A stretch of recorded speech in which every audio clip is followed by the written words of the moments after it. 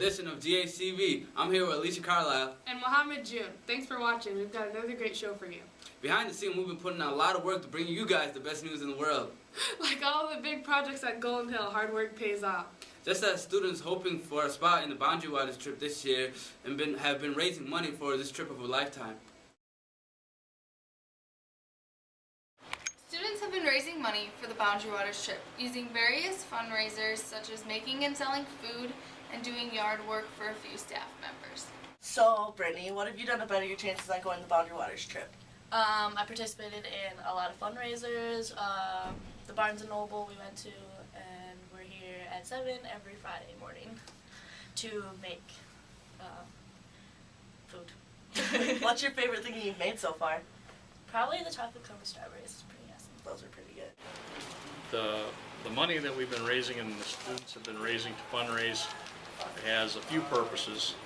In the beginning, it was to help cover costs for the students to make it affordable so that everybody could go and that were able to go, and that money wouldn't be a contributing factor that kept people from being able to go on the trip.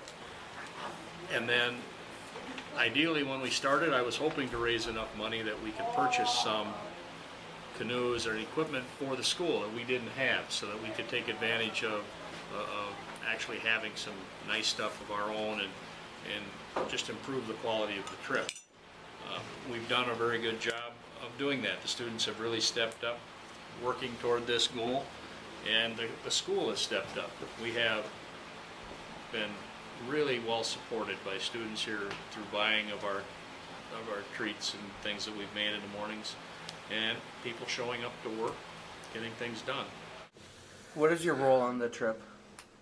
My role is to help organize fundraisers with Mr. Rood to get our kids prepared, give them an idea of what kinds of things we're going to be doing up there, and then when we're up there, I'm just another person who's helping to carry the canoes, and I also like to motivate the students to do things that they haven't done before and try new experiences. So, what can we expect for treats in the future? We're going to continue to sell strawberries because those sound pretty good. And we're open for suggestions. You can either tell Jake or Mr. Rood or Miss Holtorf or Rachel or myself. The students have finally raised enough money needed for the trip. The rest of the money they raised will go to buying new equipment for future trips. There's definitely nothing like the smell of freshly baked cinnamon rolls in the morning. The way Mr. Rood's recipes has the school smelling, it doesn't take a dog to tell us it's a fundraiser day. However, a trained dog has been brought in by our school district in hopes of helping with the current issue with drugs in school. Our news team has more on what this means for Rochester high schools.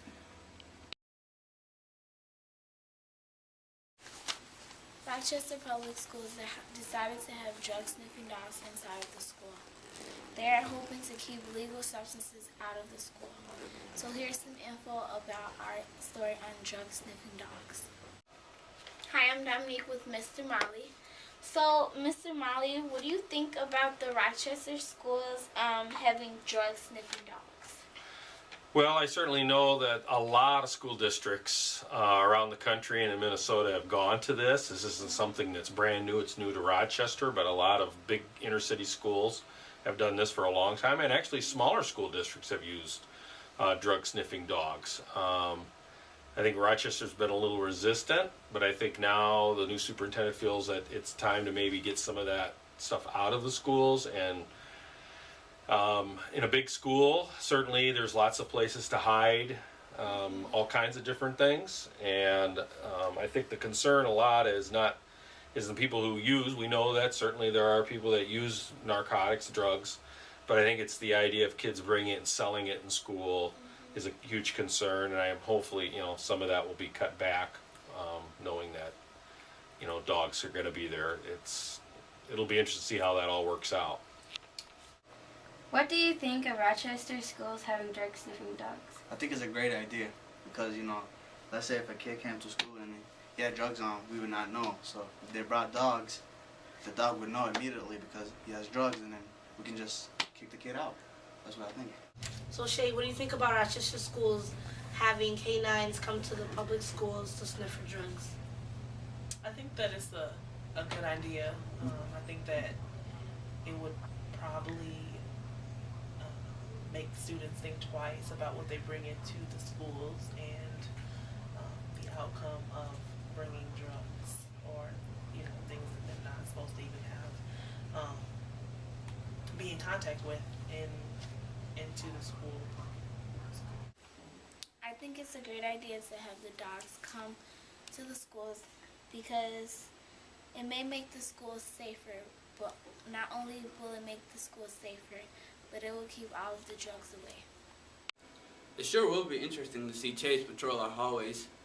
Hopefully students learn to take some responsibility for their actions and make good decisions while they're at school. And with that carries the ability to make good choices outside of school. We're starting to sound like Z-Bart, but I guess it's not a bad thing. Here he is with another edition of the Z-Bart Minute. Pay attention, kids. Welcome to another version of the Z-Bart Minute. Today, I want to bring the students of Golden Hill up to speed on a couple projects that we have going on here that revolve around our outdoor learning environment, or as Jake calls it, the farm. As many of you may have heard or have heard, it is true, Mr. Rood is working on building a pen for some goats. The chickens will be returning shortly, and Mr. Rood is also working on raising some pheasants out near our garden. So we have some live animals that are going to be on the property, and one thing that I want to warn students about is that they really need to be treated as they're part of our environment and not abused or picked on in any way.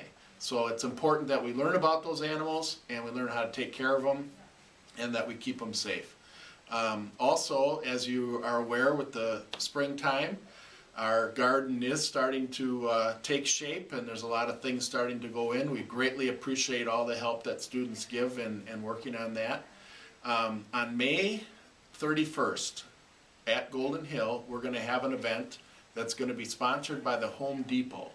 And what the Home Depot is going to do is they're going to get a crew of people to come to Golden Hill, and in that courtyard area, kind of between our portable classrooms and where the building makes a little U back there, we're going to build an outdoor classroom. And the Home Depot is going to help us with that, with Leadership Greater Rochester group that's been kind of helping us. And we're going to put a patio and a pergola and a water feature out there. And on that day, when they're here working, there'll be music. We'll have a picnic outside, and kids will be able to help with different projects throughout the day. So we'll give you more information as we get closer to that, but that should be exciting, and we're really looking forward to that. Have a great week. One thing's for sure, that old wise man's always giving us a lesson. He and the rest of our teachers at Golden Hill really know what they're talking about. They are experts in their field, that's for sure. Luckily for our viewers, we've got some experts on our news team. These guys give us a little in-depth look in car maintenance with our next story.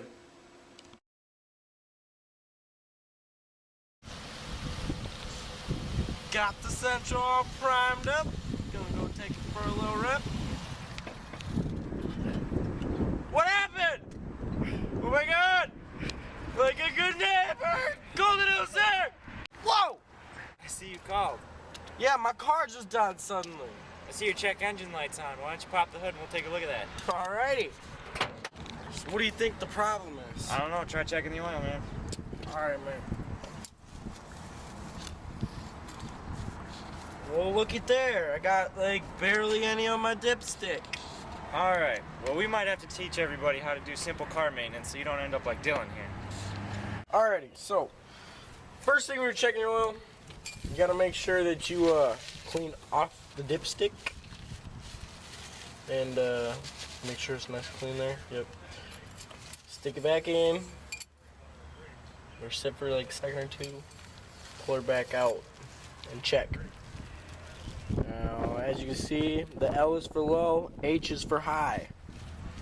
Which means I'm just about on my high mark, so I can actually add just a little hair bit of oil. So, now, just so everybody knows, you don't put the oil in the dipstick part.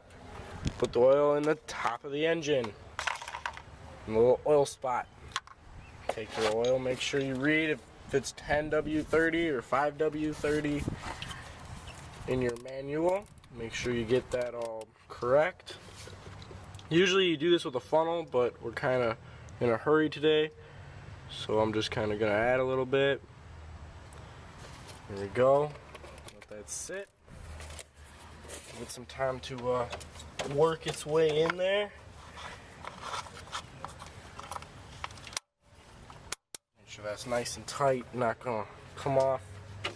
Alrighty, that's how you properly check your oil. So, on to our next step. Perfect car maintenance. Sometimes when it doesn't have to do anything with your engine, it might tend to be electrical problems. So, what you do is you go grab onto your fuse box here, take the top off it, all your fuses are labeled right there, and you go down the line and make sure none of your fuses are blown. Sometimes it'll be kind of dirty and it'll take a little bit, but after you get through them all, you'll notice they're all pretty good and go on with the day. Alright, so today we're going to show you how to replace an oil or air filter, excuse me. This is an old air filter. As you can see, it's not that bad. Some of the seals are broken on it though, so it's gonna kind of, down your gas mileage and your performance. This is the new air filter we're putting in. My air filter cover just has 4 clips that slide off. You pull up on it kind of and just kind of shove the new one on in there. So what we're doing is we're putting a spare tire on. Now we got the other 4 bolts loosened here. Always make sure you loosen them before you get the car up in the air, otherwise they won't loosen. Sometimes it takes a little aggressive force to get them off. Now that we got all 5 bolts loosened up, get your jack, find a good spot to jack the car up or whatever the manual says for you to do. Start cranking and you keep cranking, and then you see until the wheel is just barely off the ground. You don't need to go any higher. Now what you do, you can loosen them with your fingers, or sometimes, like my car comes with a tool you can do it with. Just kind of take them all off there.